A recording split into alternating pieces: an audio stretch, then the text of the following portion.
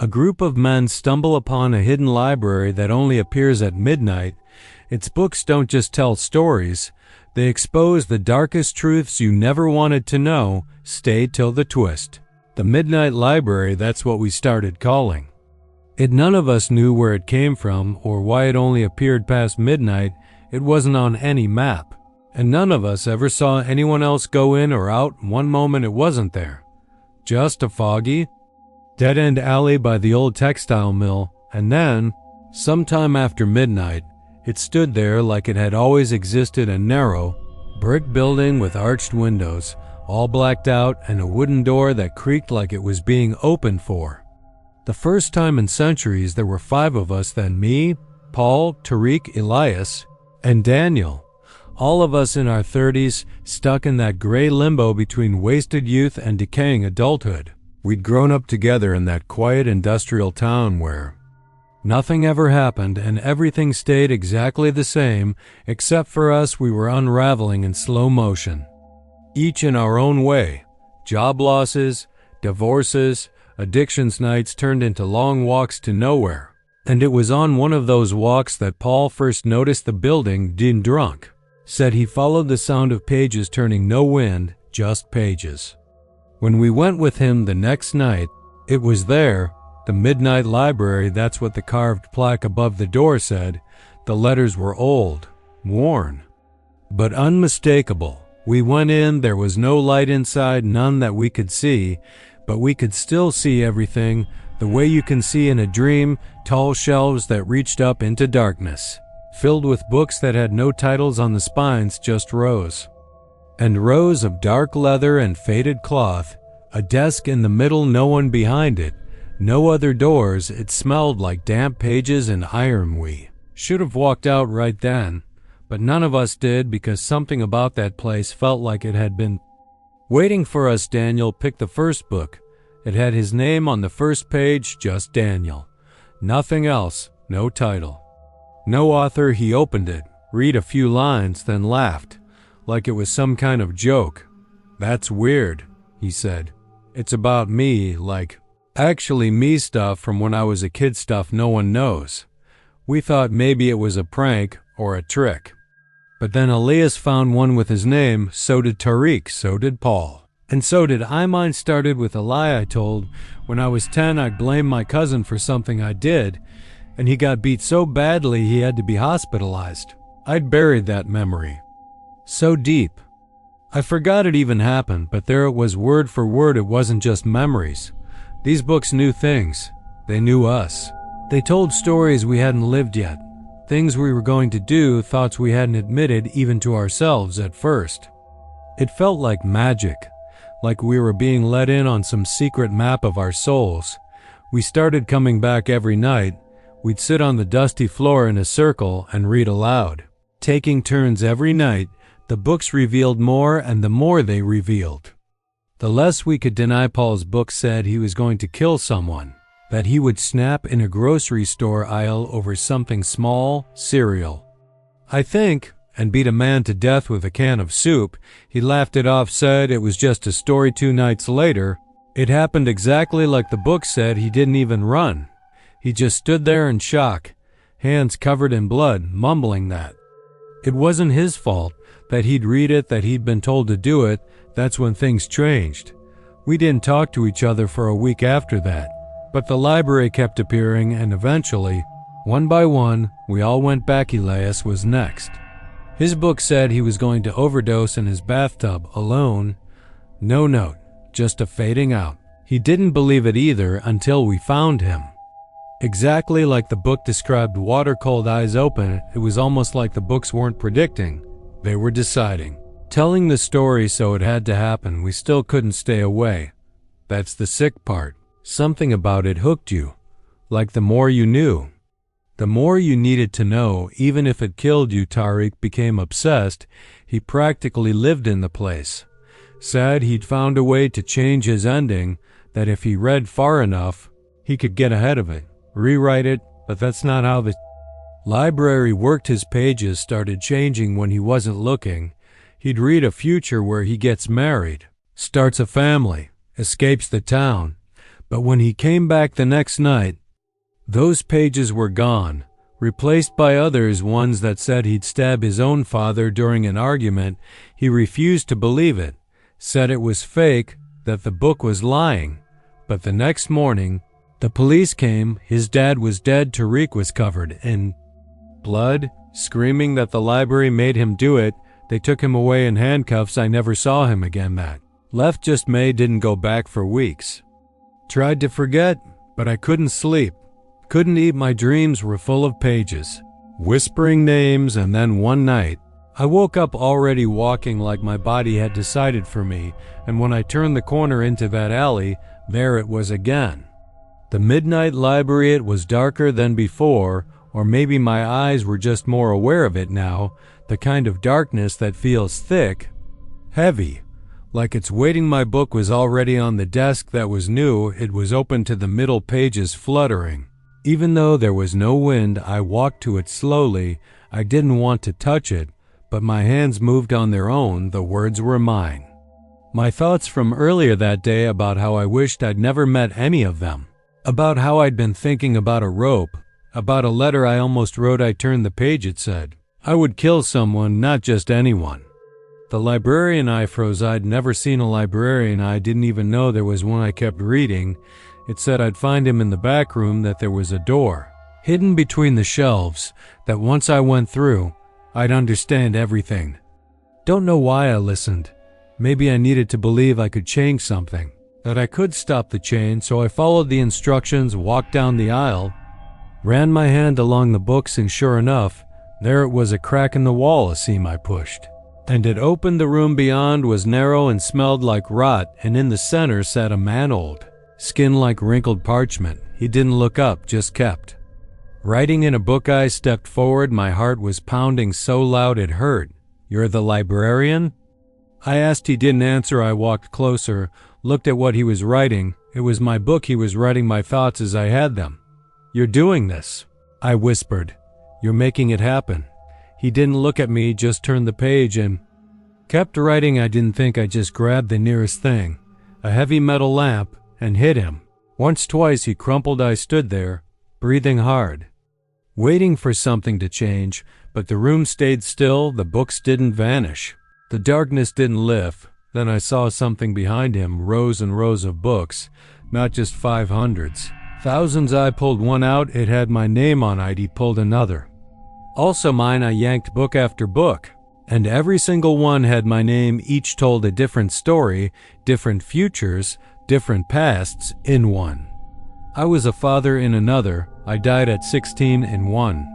I was already dead, and this was a dream looping forever, every possibility, every version of me. And then I understood the librarian hadn't been writing my story. He'd been recording it over and over across endless realities. I hadn't killed the puppet master. I'd killed the observer, and now, without him, the story had no anchor. I walked out of the room, back into the library. The books were blank, every shelf, every page, and when I looked outside, the street was gone.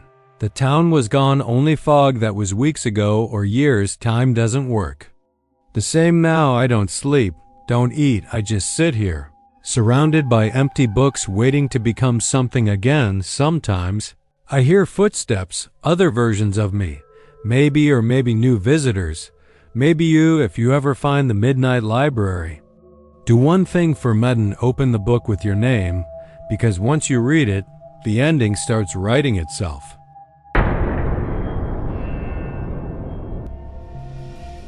They said it wasn't there, that it never existed, that he was confused, tired, grieving, delusional, but he remembered every step, every creak of the old wood, the smell of something ancient rising from the shadows as he climbed one night, one staircase, one decision, stay till the twist.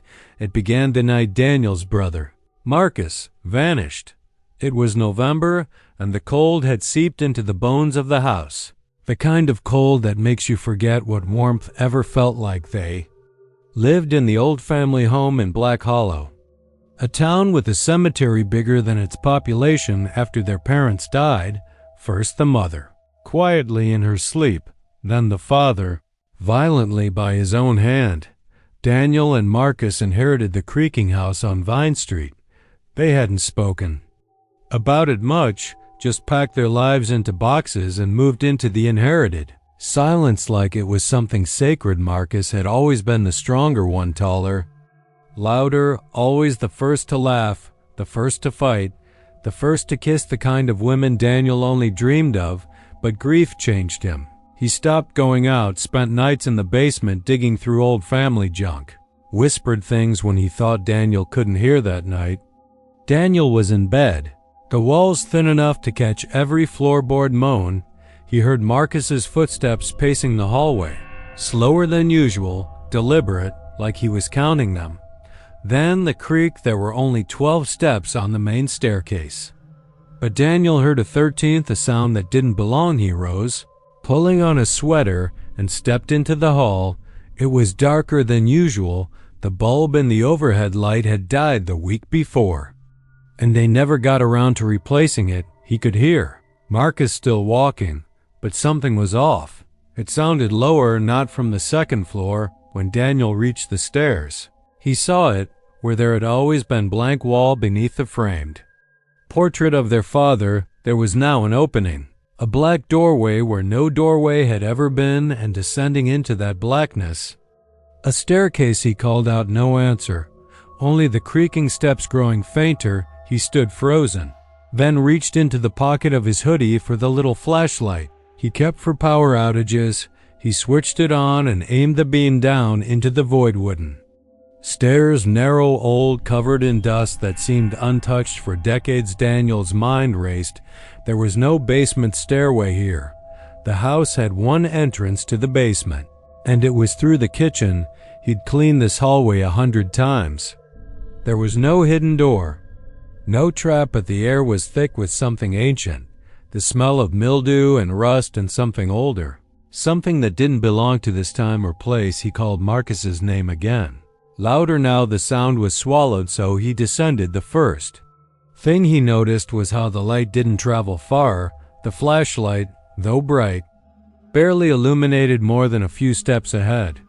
The second thing, there were too many steps. He counted as he went: 12, 13, 14, 15. It kept going.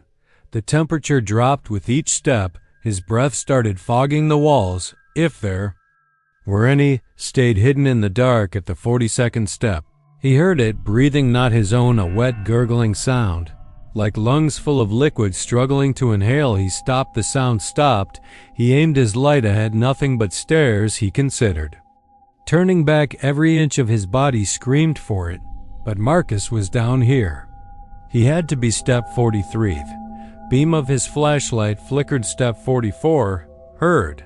Whispering. Step 45th, whispering stopped, but now he felt watched, like eyes were pressed against the dark. Just beyond reach, he spoke again. Marcus, please, where are you?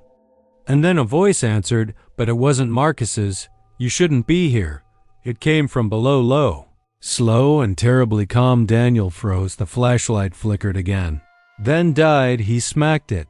Nothing. Complete black. He stood in the pitch dark, listening to his own heartbeat hammering against his ribs. A new sound began. Footsteps from below climbing. He turned, stumbling up, heart crashing against his chest, hands clawing for the steps above, but they weren't there.